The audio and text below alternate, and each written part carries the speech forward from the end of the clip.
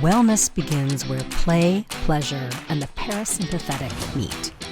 You were born to be you, and you were born to be well.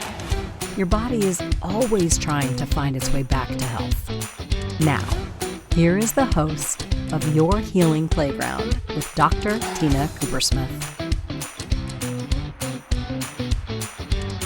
Good morning, good afternoon, good evening, my friends, wherever you are in the world. You are listening to Your Healing Playground. I am your host, Dr. Tina Coopersmith, your witchy doctor, your change advocate, and we are on the Inspired Choices Network, where we inspire people. Today, I have with me a friend and a guest. I'm so excited to interview Dorothy Goulah. We are talking about grief.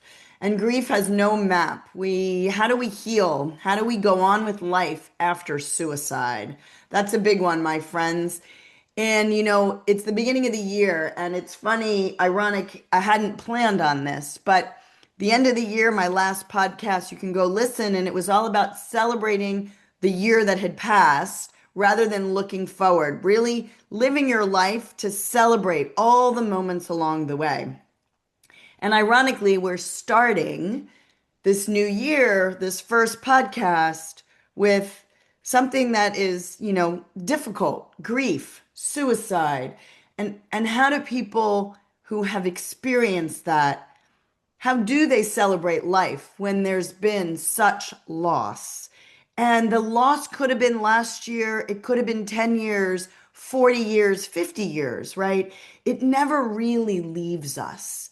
But we learn, my friend said to me about grief, we don't get over it, but we learn to breathe again. And 2025 was the year of the snake, which is shedding skins, shedding old stories. So today I have with me Dorothy Goulah, who is an expert in moving forward, in changing life, in healing through trauma, such as suicide, right? And we're going to talk deep. This might be triggering for some, but I really hope you stay and you listen and you learn and you let go of any shame that goes with that word suicide, and you heal at any time in your life, because you are here to live life, you are here to play, you are here to celebrate life.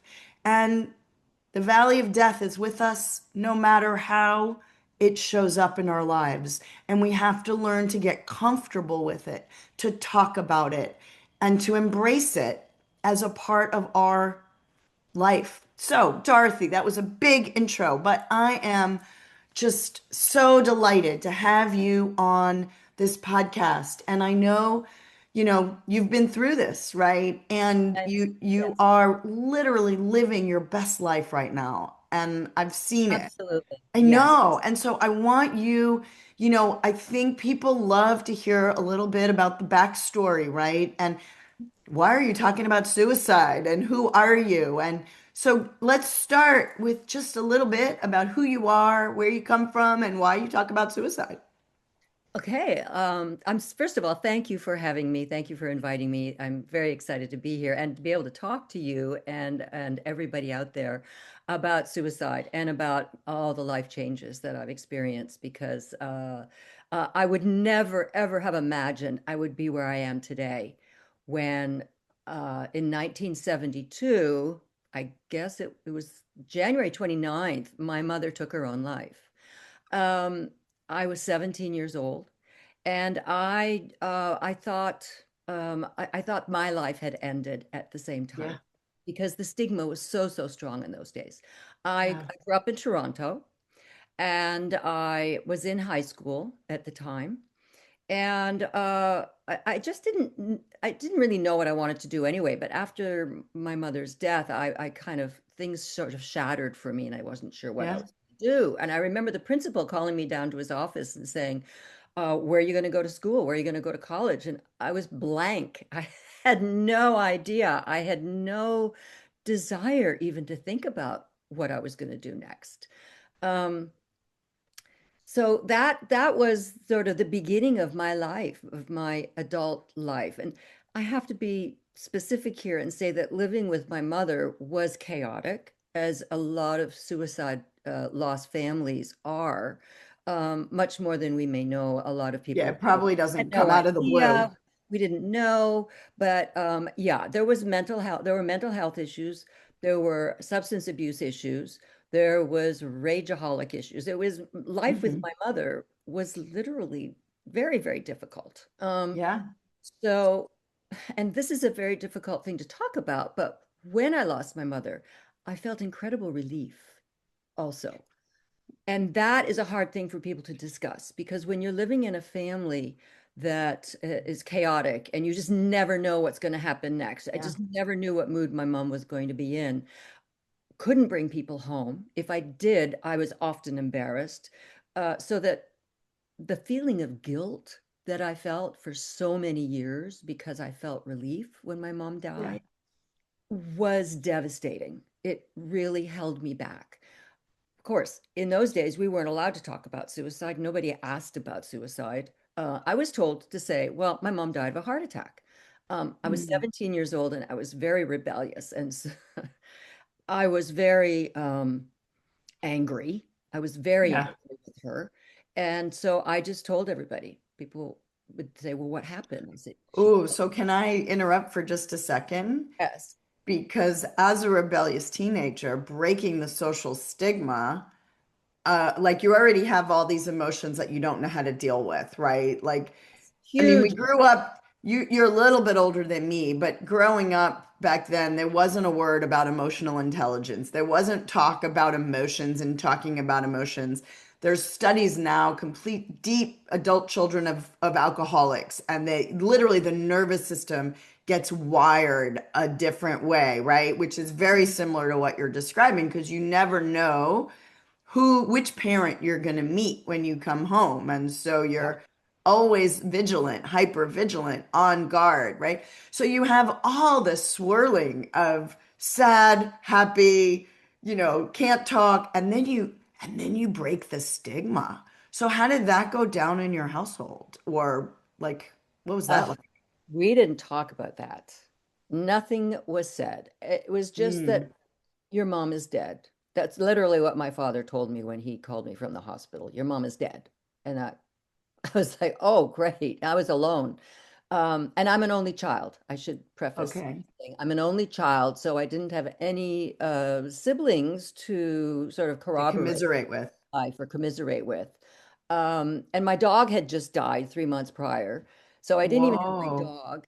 I'll tell you a little bit about it in that when I did tell people, like kids at school, my mother killed herself because I was so angry. They say, what happened? She killed herself, I'd say. I lost a lot of friends. Kids would walk Oh, down the hall, they'd see me coming down the hall, and they would just turn a corner or they'd get put their head in their lockers. So I felt the stigma was very alienating, and I did alienate myself. And so that made me even angrier that I was being yeah. alienated. The boy that I was seeing at the time told me, well, my parents said I have to stop seeing you because now you're damaged. Oh. It was very me against the world at this point, Mm-hmm.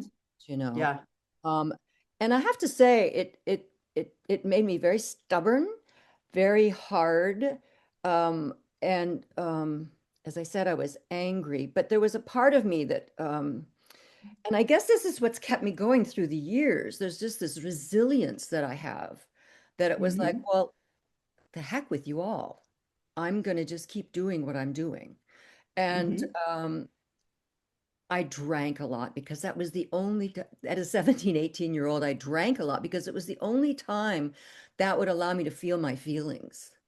It would break So me down, it would slow me down to the point. that's an interesting concept. Obviously, for many, many teenagers and adults, alcohol is a legal drug Mhm. that helps with distraction from emotions, is the way I have always interpreted it, right? That you get to get out of the incessant chatter and but I hadn't heard it as you felt your feelings more. That's an interesting, And I have to think about it because I drank when I was growing up. My parents modeled drinking and Sure. not, I mean, there was definitely as teenager excess, right? So, Sure. but I really thought of it more as a distraction away from emotions. And that's an interesting Yeah, it was the thought. opposite for me. The only time I actually would cry and feel the grief was when I'd been drinking. Uh, Okay. and I guess somewhere I knew that I had to feel it, Right. but I did go on in my life not wanting to feel it, not wanting to think about it. If, I was dating someone new, do you have a Did you mother? tell them? New I would, person. Like, did you yes, I would, decide at some point not to tell people because you got such a negative no, reaction from telling people? you know what? I was so stubborn. I would tell people, but then I'd say, I don't want to talk about it. But I just felt like it's something I wanted people to know. I just Right. wanted people to know I've been through this. So if you don't think you can handle it, sayonara, that'll be fine. Uh-huh. Um, I didn't want to pretend that it hadn't happened, but I also didn't want to discuss it or talk about it with people, like dating new people or even new friends. I went on for decades, Tina, without really feeling the grief, without really understanding what had happened to me as a young Hmm. person and how it had affected my life. As I say in some of my presentations, I didn't I didn't want to feel the feelings, and I mean, except when I drank, but I didn't want to really feel the feelings. I wanted to carry on in my life and do the things that I was doing, which were scattershot, really, how I lived my life. Um, but if I didn't feel the feelings, the bad feelings, the pain of it, I also wasn't feeling happy. I wasn't feeling the good feelings. So I lived most of my life feeling like the other shoe was going to drop, that Hmm. bad things were going to happen to me. They were just going to continue to happen to me.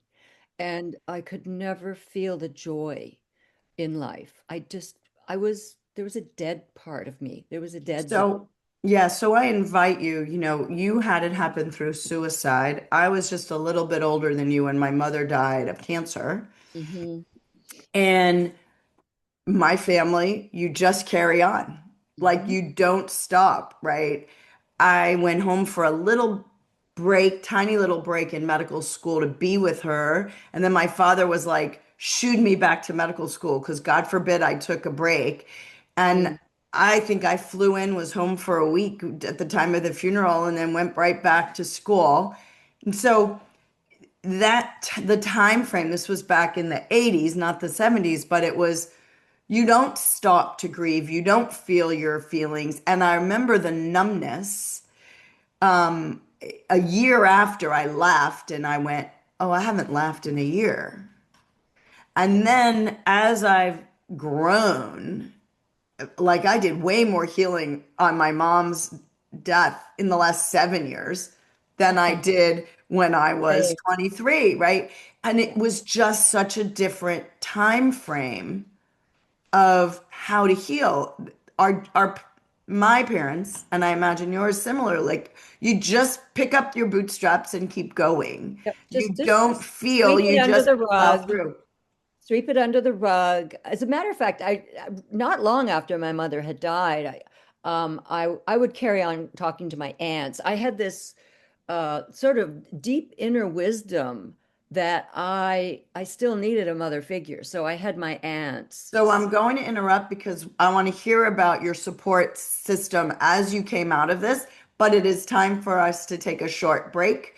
You are listening to Your Healing Playground. I am Dr. Tina Coopersmith, your host. With me is the guest Dorothy Goulah. We are talking about grief and really recovery after suicide at any age, and we are on the Inspired Choices Network.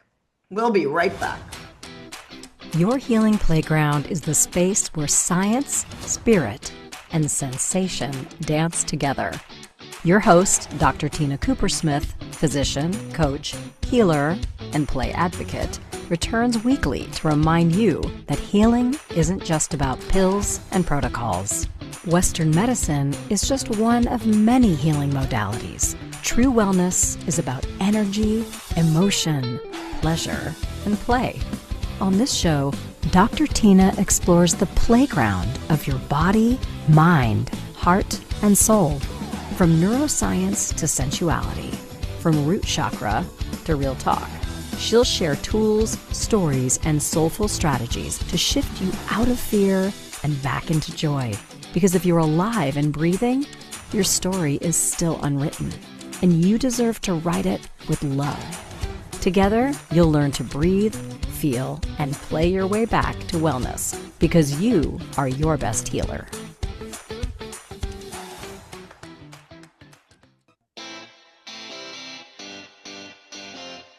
Are you a subject matter expert?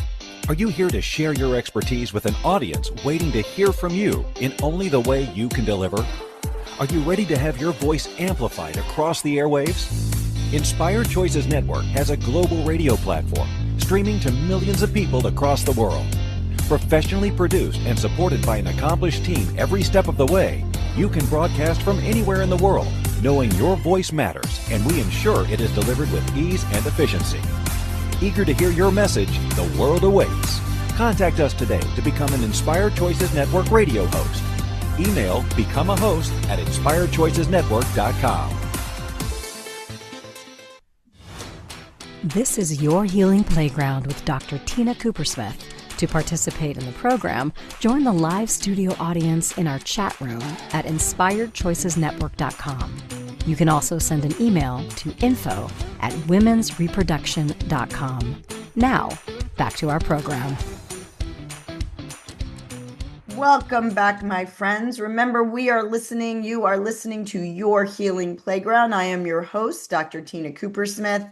We are on the Inspired Choices Network. With me today is Dorothy Goulah, and we are talking about suicide, but really the possibility of healing post-suicide, and post-traumatic growth and accepting your emotions.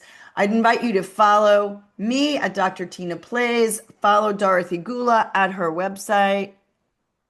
DorothyGoulah.com, DorothyGoulah.com. Yes. Or Fabulous. I'm also on Instagram as Chaos of Loss and Dorothy Goulah, the coach. That's wonderful. And she coaches people to get to the other side. And she's been in the trenches, and she's a great person, and I'm sure a great coach. And I want to talk right now, as right before break, we talked about you needed a mother figure and your intuitive wisdom. The body really, I just invite a lot of the stuff you've said, your rebelliousness, like, no, I'm going to talk about suicide.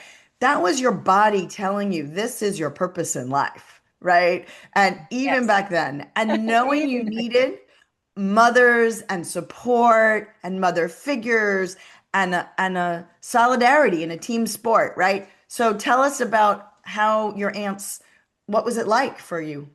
Well, I had some aunts that were fantastic. One in particular that wasn't so great. I Mhm. remember talking. My mother called and talked to her sisters regularly, my aunts, Uh-huh. and I just kind of took that over. I maintained a relationship with everybody, Beautiful. I had a relationship with. Not sure why I did it. I think it made me feel normal. It made me feel like Yeah. life would be normal. Well, you Uh, still had family. You Pardon needed me. family. You still had family. I still had family, as dysfunctional as it might have been. And but why one aunt, was speaking to her one day, and she said, "So, Dorothy Maria, how are you?" 'Cause that's what they called me, Dorothy Maria, my Hmm. middle name. And I said, "Well, I'm feeling a little depressed." And she said, "Well, what have you got to be depressed about? You're a young woman." Whoop.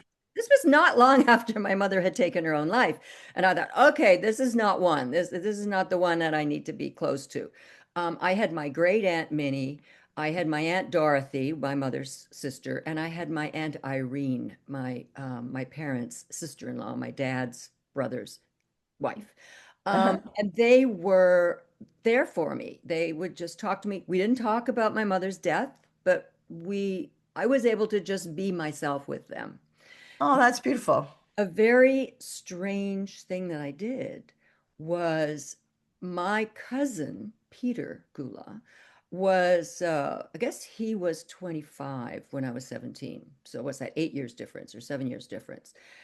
He and I embarked on a romantic relationship because then Hmm. I was absorbed into his family, my uncle and aunt. and I was absolutely accepted by them. My father was furious. He thought it was, and it was just the wrong thing to do.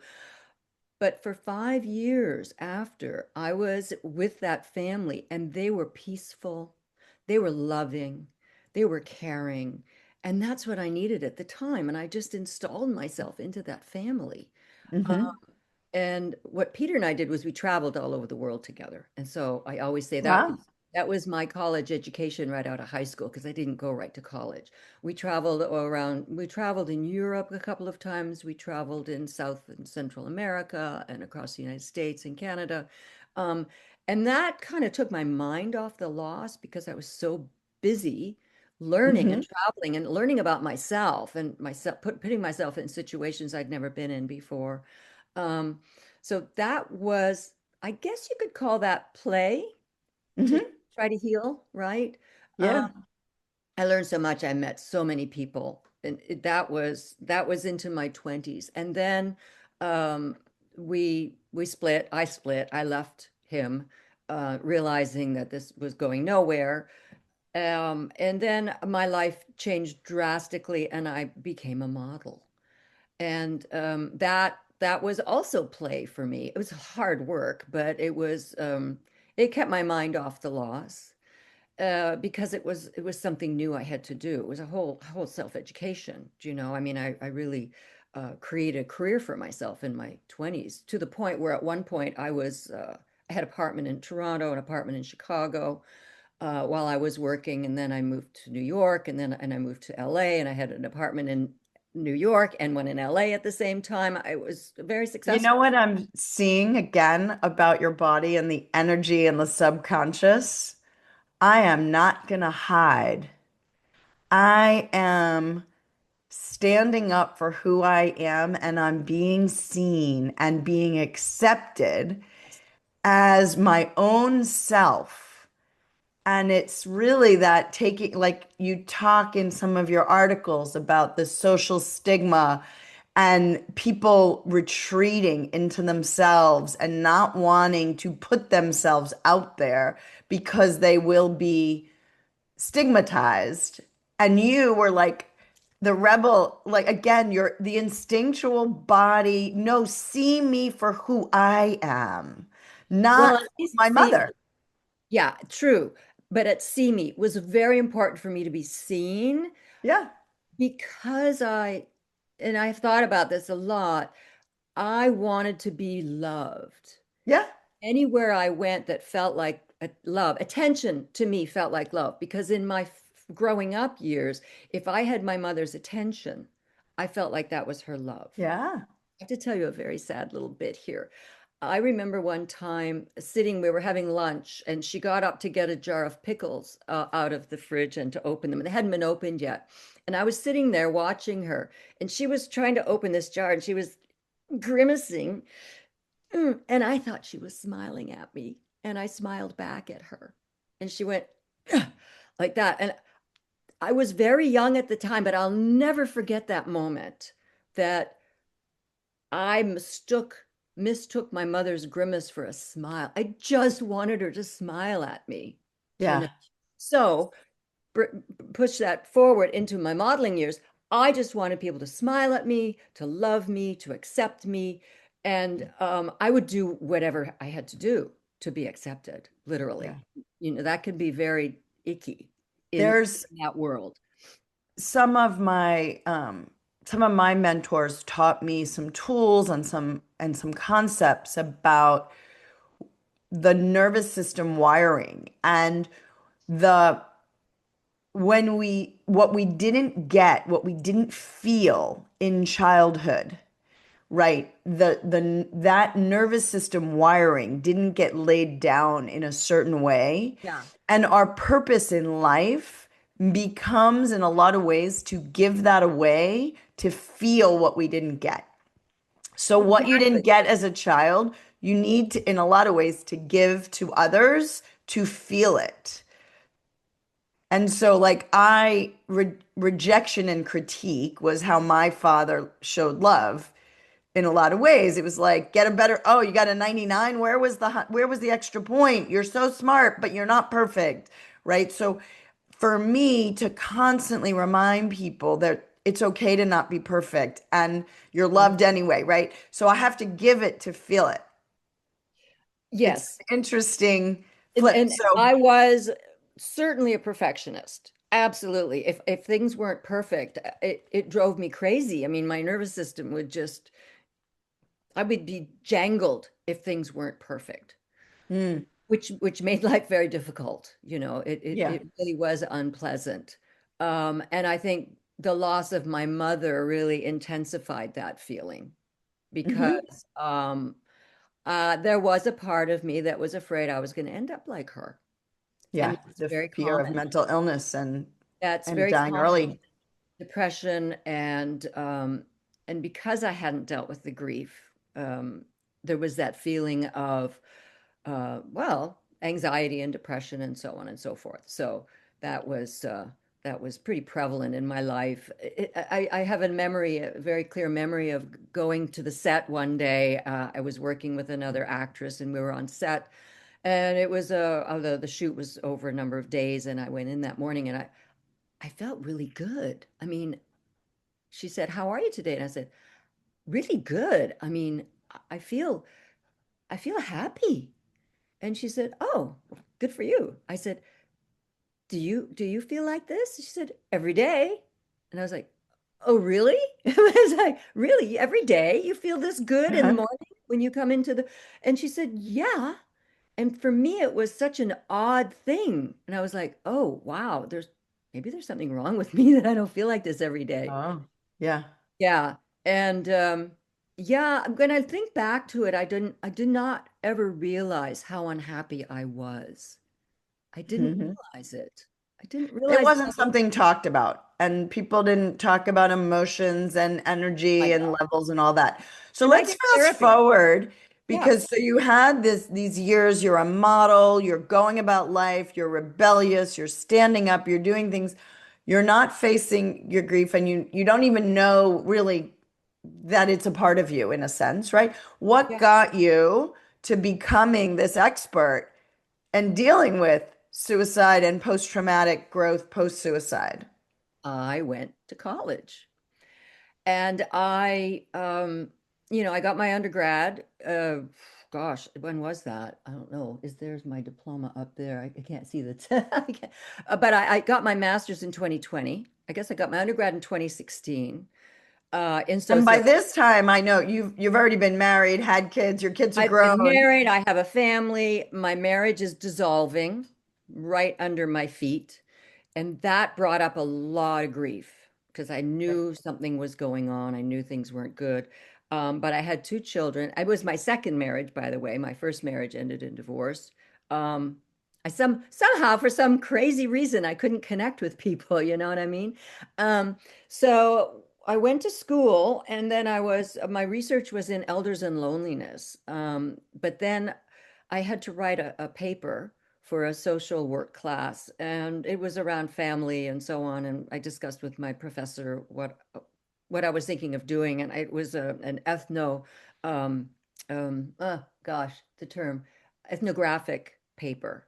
You'll Uh, have to just define that for the audience because I don't yes, know what it that is. would be taking myself as the subject of the study and making and writing an ethnographic paper about myself and my growing up and applying sociological theories to that. So Got what it. happened was it ended up thinking, well, it has to be about the suicide loss. That's the most prominent thing in my life. So it's like I Right. was ready. I was ready at that time to look at it. And I was going to write about me and the suicide loss, but I ended up writing about my mother's life and her suicide because I was really interested in where it came from. And when we lose someone to suicide, we never really know why they died. We never know why they took their own life. It could be it always is an accumulation of things. So I went in and looked at that and looked at our relationship. And that was the beginning. I did very well, and that paper was actually published as a student paper. Um, and then I thought, okay, well, I have to. This is what I have to do more work on. I have to do more work on Love it. suicide loss, not prevention, but loss, because for everyone who loses a loved one to suicide, so someone will take their own, like my mother took her own life. There were a lot of people affected by that. Yes. And So that's a let's social problem because a lot correct. of people, It's the fallout of anybody's death, but especially yes, suicide. especially suicide. I mean, It has because there's an open loop and no answers because you can't ask the person why. So yes. on that note, we will take a second break. Please come back as we talk more about the growth when you open up, deal with the emotions, work in groups and with coaches and all that. Again, you are listening to Your Healing Playground. I am Dr. Tina Cooper Smith, and with me today is Dorothy Goulah, and we are on the Inspired Choices Network. Your Healing Playground is the space where science, spirit, and sensation dance together. Your host, Dr. Tina Cooper Smith, physician, coach, healer, and play advocate, returns weekly to remind you that healing isn't just about pills and protocols. Western medicine is just one of many healing modalities. True wellness is about energy, emotion, pleasure, and play. On this show, Dr. Tina explores the playground of your body, mind, heart, and soul. From neuroscience to sensuality, from root chakra to real talk. She'll share tools, stories, and soulful strategies to shift you out of fear and back into joy. Because if you're alive and breathing, your story is still unwritten, and you deserve to write it with love. Together, you'll learn to breathe, feel, and play your way back to wellness, because you are your best healer.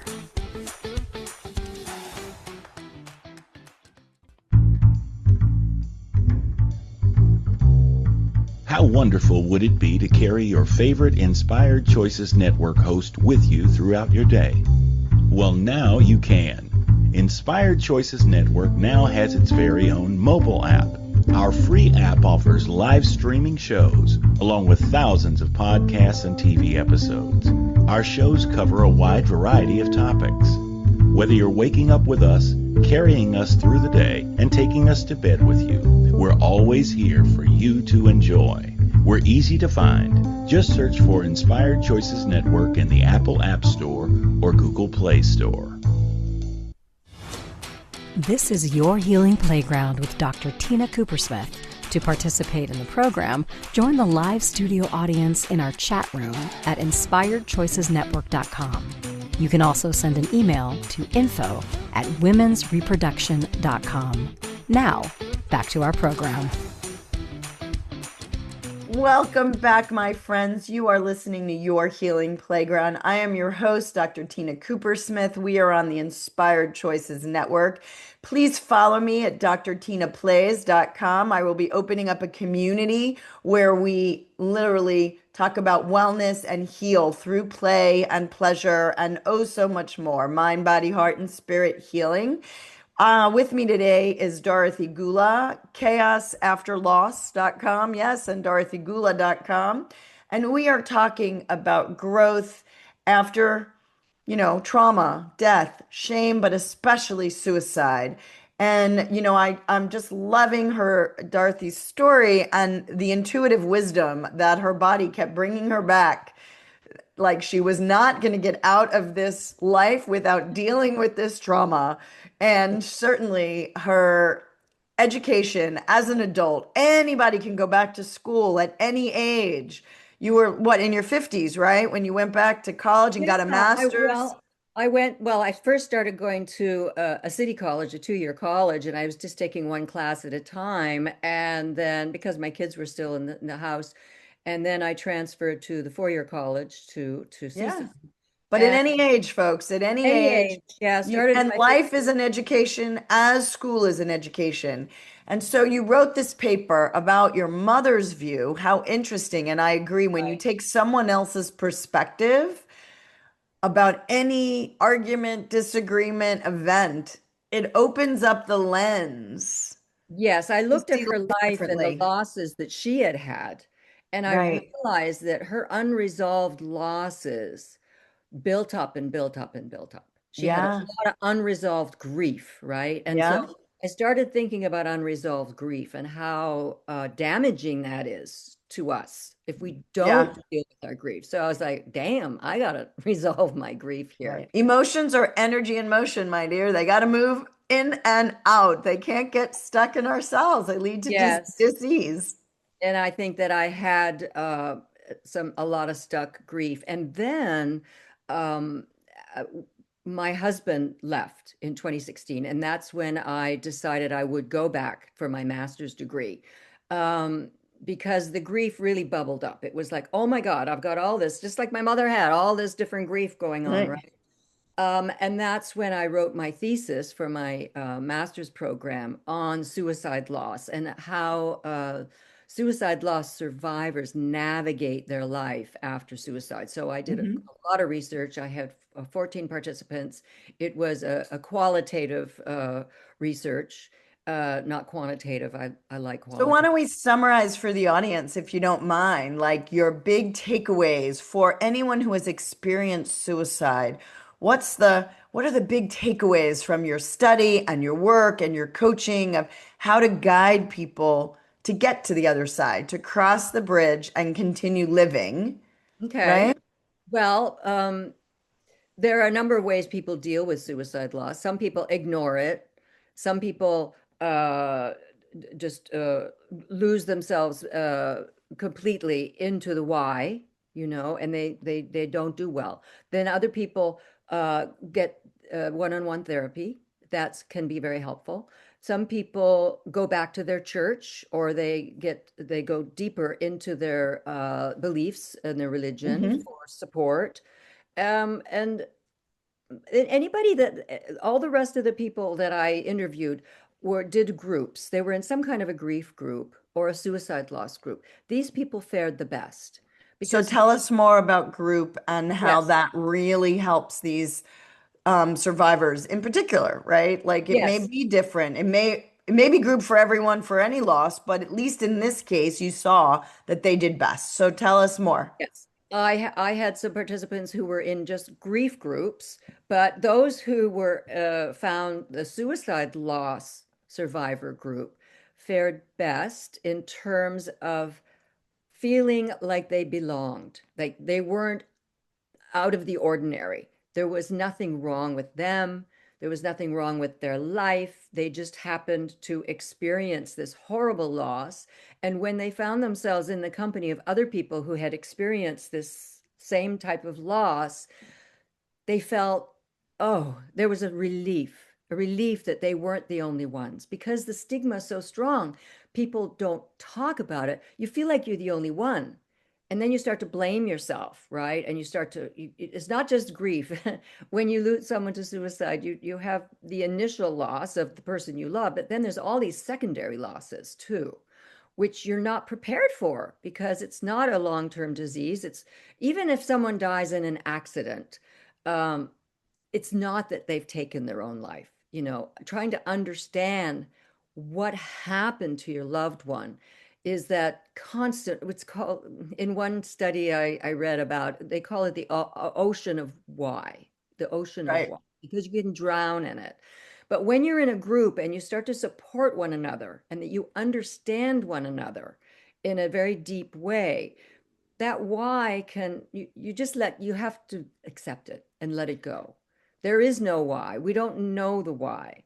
And the more people you meet who have experienced that, the more you're able to let go. And we talk so much about self-compassion because we do tend to blame ourselves. Yeah, our little survivor brain, right? Our childhood survival mechanism to get through childhood. And I love the PQ program by Shirzad Carmine. He's one of my mentors of when you're a child, you can't get out of childhood probably by the age of 7 without you either judge yourself, you judge others, or you judge life circumstance. And that's a survival mechanism. Yes. And it becomes very strong. So especially when suicide hits, it's there's so much of the Well, to survive the judging, and you yes. either judge them or you judge yourself, or what did I do, what didn't I do, all that. And you can't ask, you can't close the energy loop and say, No, you hey, what can't. could I have done different? So you You got to let it can't. go. And speaking of childhood, anytime before the age of 10 really is what I've learned is that whatever happens in your life, you don't have the capacity to see it in context. So what Right. you do is you make it about yourself. You Yeah. make it about yourself. Parents are Right. arguing. Oh, What did I I do did wrong? something. What did I do wrong? Mother dies. I mean, I was 17, but still it was difficult. But it was before the age of 10 that's when you start the harsh self-judgment. You Right. really start the harsh self-judgment. Yeah, because you count on your adults to take care of you, so you can't make it about them, or they might not take care of you. Yes, exactly. All of that. And I work with that in my coaching. That's one of the main things I work with is Beautiful. those things that happened to you before 10 that you made it about yourself, which then you're judging yourself. And it's very mind opening when you start to look at what you believe about yourself that you learned when you were a child and how that no longer functions for you, how that's just Yeah, not working at all. And so you have to create new beliefs. You have to look right. at what you believe about yourself, how it's really not true, and look at how you are now, and then create a new belief in the context of Beautiful. who you are Yes, now. And it's right. through those new belief systems that we can move on, that we can grow. And you talked about PTG, right? Post-traumatic growth, which is what I've experienced. So once I did my research and it was published and I won awards for it, it was like, okay, I mean, this is what I have to do now. This is what I have to do. So I Became got your purpose. yeah, well, when I was doing my research, I was introduced to this group called Solace. It's based here in LA, but we're online. So anybody, if you go to American Foundation for Suicide Prevention and look for support groups, Solace is the first one there, and it's totally free. It's uh, Beautiful. it's every Saturday, no matter what the date, even if it lands on a holiday, we're there. And so I started actually attending the group, realized that I needed to attend it. And once I was so ready to attend that group Uh-huh. and to just, oh, I don't know how to explain it, just to clean myself out, just to be able to express myself in a room full of other suicide loss survivors was just so heartening for me. It Hmm. just opened me up. It changed my life, literally changed my life, being able Yeah, to go to a support group for suicide loss survivors and be a suicide loss survivor without any care or worry. that limiting belief that I don't belong is, one of the major beliefs in humans, right? And so all of a sudden you got into a group where you belonged. Belonged, which allowed me to belong in the world. Yeah. Right. So from that point on, I got involved with working with the American Foundation for Suicide Prevention. I now chair the board of our local chapter, Greater Los Angeles and Central Coast, very involved in loss. And the folks who go through these groups, you know what? We're going to take our break. We're going to come back. I want you to think about, to tell our listeners, how they grow from the experience after being in group, because you can grow. You don't, the rocks in our backpack can be stepping stones to the new you. They don't need to Love weigh you that. down. They Yeah. they literally, and I say not only stepping stones, but you can paint them, right? You can change what they look like, which is changing the story. And so I Mhm. invite you to, when we come right back from break, to help others who are listening who might need to heal, to step out, go to group, and realize there's a new you on the other side. And it's the same you, it's just It's brighter. the authentic you, Yeah, there you go. It's the you without the real baggage, in a you. sense, using the baggage as fuel as opposed to dragging you down. Let us take our last break, my friends. You are listening to Your Healing Playground. I am your host, Dr. Tina Coopersmith, and we are on the Inspired Choices Network, and we will be right back. Please join us. Your Healing Playground is the space where science, spirit, and sensation dance together. Your host, Dr. Tina Cooper-Smith, physician, coach, healer, and play advocate, returns weekly to remind you that healing isn't just about pills and protocols. Western medicine is just one of many healing modalities. True wellness is about energy, emotion, pleasure, and play. On this show, Dr. Tina explores the playground of your body, mind, heart, and soul. From neuroscience to sensuality, from root chakra to real talk. She'll share tools, stories, and soulful strategies to shift you out of fear and back into joy. Because if you're alive and breathing, your story is still unwritten, and you deserve to write it with love. Together, you'll learn to breathe, feel, and play your way back to wellness, because you are your best healer.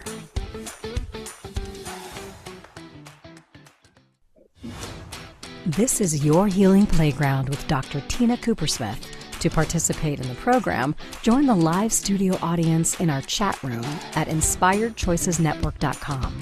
You can also send an email to info@womensreproduction.com. Now, back to our program. Welcome back, my friends. You are listening to Your Healing Playground. I am Dr. Tina Cooper-Smith, your host. We are on the Inspired Choices Network. If you are enjoying this show, please, please, please give us a 5-star review on iTunes. Search for Your Healing Playground. I will be very, very grateful. Very, very grateful. Boy, I keep stumbling over my words today.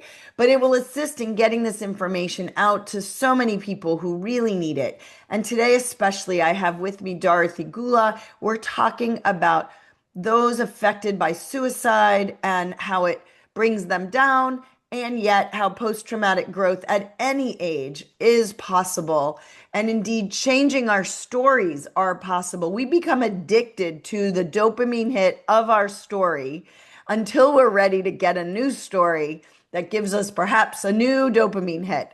And so, Dorothy, tell me about those that you met through group and how they were able to break out of the old story to become more of their authentic self. Well, the people that I work with in Solace, at Solace, uh, often come at the most difficult time of their life, right? They've Yeah. lost a loved one, whether it was a child or a parent or a partner, a friend, a nephew, a niece. It's people come from all different parts of life and all different ages and all different lengths of time. But lately, we've been getting a lot of people who've just lost someone, and the confusion and the feeling of guilt, anger, fear. People are in the darkest spots. And Yeah. I see as they come week after week, I see them lightening as they are able to share their darkest moments, their difficult feelings. And everybody's experienced it in this group. So Yeah. everybody's there to support. Everybody's there to say, oh, yes, I've experienced the same thing. And what happened to me after that was, and then they'll go on to talk a little bit about what they may have done that helped them, what they may have experienced in their growth. And after a while, people will just stop coming. And at the beginning, I felt, oh God, I hope they're okay. I hope Hmm. I'm gone. But I've come to the opinion that what's happened is they've they've developed this resilience now that they can go out into the world and continue to live.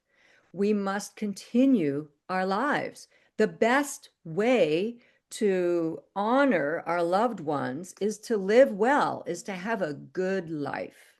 So Yeah. that's what I try to convey to people.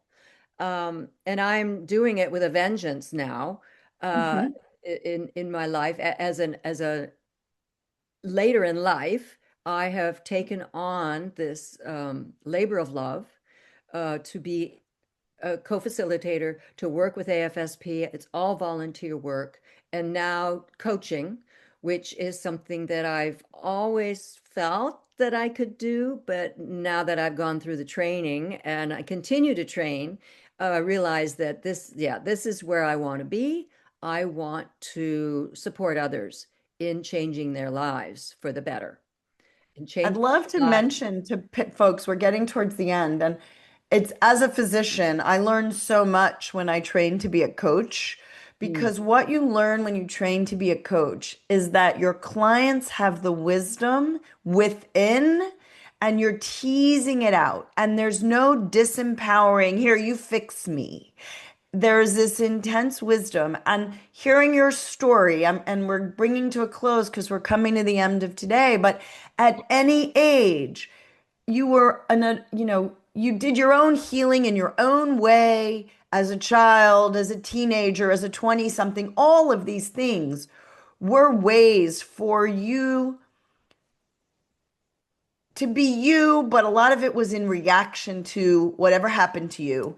And we want to get to a point in our life when we're responding from authenticity instead of just reacting around us. And some people never change and they're always doing that. But the coach helps elicit the innate wisdom from within for you to heal, for you to be the most authentic and ideally the best version of you. And so I invite people to really believe that healing is possible at any age from any trauma, that we all belong on this planet. Suicide, the fallout of suicide is a lot of shame and anger and there was another word you used, the shame Oh, of the shame, even, and the shame of the right. And the anger, shame of right? the anger, Right. the shame of all And the feelings you're feeling, the shame of relief right. that we talked about in the beginning, that sense of relief from the end of a chaotic lifetime. Correct. And someone mentioned guilt too. The guilt, why didn't I see it coming? What could I have done different? All that. And all these are they're emotions. Emotions are energy in motion, my friend. They need to be moved through us. You don't want them to be stuck in your cells, because when they stay stuck and you don't address them, you get sick. You get dis-ease in the body, whether it's mentally, physically, spiritually, emotionally. And you are here to play with your life. Your loved one somehow had too much. They didn't know how to play with theirs. And they had to go, and we have to love them for who they were and what happened. I even think the microbiome, we see this really weird, but insects can get affected by bacteria that make them commit suicide. So it may even be the bacteria in us that actually make this happen and not the human that Well, makes it happen. there's a lot of research going on, and we're looking for something in the brain, Correct. And for and it's for a little flag there that may be in the brains of those who take their own lives. correct. And we So I don't just, know. And so we just have to love them even though they had to leave. And well, you have to love yourself. And we're about to leave end today. So I invite everyone here. You belong. There is no shame in suicide. It is just another death. Death is hard for us to deal with. Yes, it's a different way. And I want to just, I mean, there might be shame. I don't want to tell you there isn't, but I'd like that to evaporate in our future. Um, I just need to so, say this has yes, always please. taken place. Suicide has always Yes, around. it's been Always. around for forever. Yes, Correct. and so feeling shame about someone taking their own life, a loved one, is not productive at all. And we always say in the group, please remember your loved one for their life, not for how they died. Love it. Remember folks for their life, not how they died. That is a brilliant method, or a brilliant statement. And on that note, we're getting towards the end, my friends. Post-traumatic growth. Your traumas are always part of you. Grow from them.